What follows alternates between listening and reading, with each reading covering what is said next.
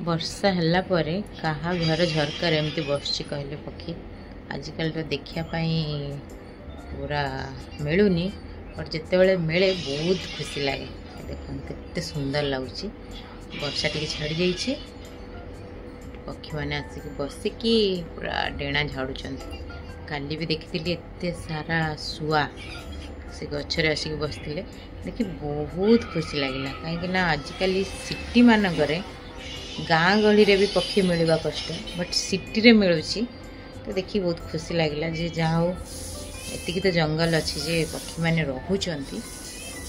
ଏମିତି ସବୁବେଳେ ପକ୍ଷୀମାନେ ରୁହନ୍ତୁ, ଆଉ ଆମେ ବି ଟିକେ ଦେଖିବାକୁ ପାଇବୁ। ନହେଲେ ଆମ ନେକ୍ସଟ ଜେନେରେସନ୍ ବାସ୍ ଫଟୋରେ ହିଁ ଦେଖିପାରିବେ ପକ୍ଷୀମାନଙ୍କୁ। ଘର ଚଟିଆ ତ ଆଉ ନାହିଁ, ବଟ୍ ଆଜିକାଲି ଯେଉଁ ମିଟୁ, ଶୁଆ, କାଉ, ଯାହା ଯାହା ବି ପାରା, ଯେତେ ଭେରାଇଟିର ପକ୍ଷୀ ଅଛନ୍ତି ସେମାନେ ବି ଏମିତି ଭଲସେ ରୁହନ୍ତୁ, ଯେଉଁଟାକି ଆମ ନେକ୍ସଟ ଜେନେରେସନ୍ ବି ରିଏଲରେ ଦେଖିପାରିବେ ଯେ ପକ୍ଷୀ କାହାକୁ କୁହାଯାଉଥିଲା ଆଉ ପକ୍ଷୀମାନେ କେତେ ସୁନ୍ଦର ଲାଗୁଥିଲେ। ଆଉ ବର୍ଷା ଛାଡ଼ିଲା ପରେ ଯେଉଁ ଆସିକି ସେମାନେ ବସନ୍ତି, ଆଉ ଟିକେ ବର୍ଷା କମିଗଲେ ଉଡ଼ି ଉଡ଼ି ପଳାନ୍ତି। ସେଇଟା ବହୁତ ବଢ଼ିଆ ଲାଗେ ଦେଖିବା ପାଇଁ। ଗୋଟେ ତ ପଳେଇଲା, ଆଉ ଗୋଟେ ବସିଛି। ସକାଳ ତ 5-6ଟା ଆସିକି ବସିଥିଲେ ଏଇଠି। ବହୁତ ଖୁସି ଲାଗୁଛି। ଆଉ ଏଇଠି କାଲି ମୁଁ ନେଉଳମାନଙ୍କୁ ବି ଦେଖିଥିଲି, ଯେଉଁଟାକି ପଥରରେ ଶୋଇଥିଲେ କାଲି ସବୁ। 5-6ଟା ନେଉଳ ଥିଲେ।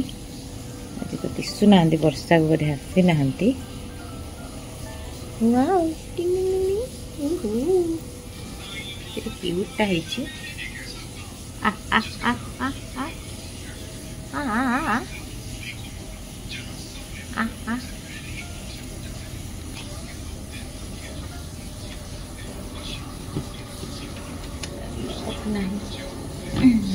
बोली भी होनी सुंदरटे होची, साउंड भी होची तार सुंदर होची ना।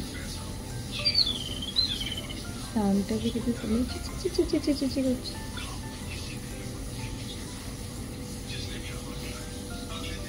इठे काली पत्थर उपरे नेउल जाक पूरा 5-6टा खंडे थिले। टी खरा होता शोई थे से आज तो नहांती, वर्षा बोधे लुचि जाए। भल लगुच बड़ बड़ सिटी रे, वाइजाग भाया सिटी रे एमती पशु पक्षी देखा मिलूँ। आम तो छोट छोट सिटी रे भी आजिकल देखा मिलूनी।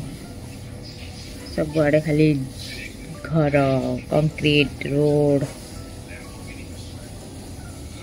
यहाँ भी आउ दिन पर पूरा घर फर होने भी आउ देखा मिलवे। सेमती होता कि अधा से था, अधा मनीष मानी था, से भी रही था, आम भी रही था, केते बढ़िया लगी था। किंतु सेमती तो हुए नहीं। सबुआड़े बस कंक्रीट घर, छात, बिल्डिंग सब रही था। जाओ देखिली खुशी लगे सकाल सकाल।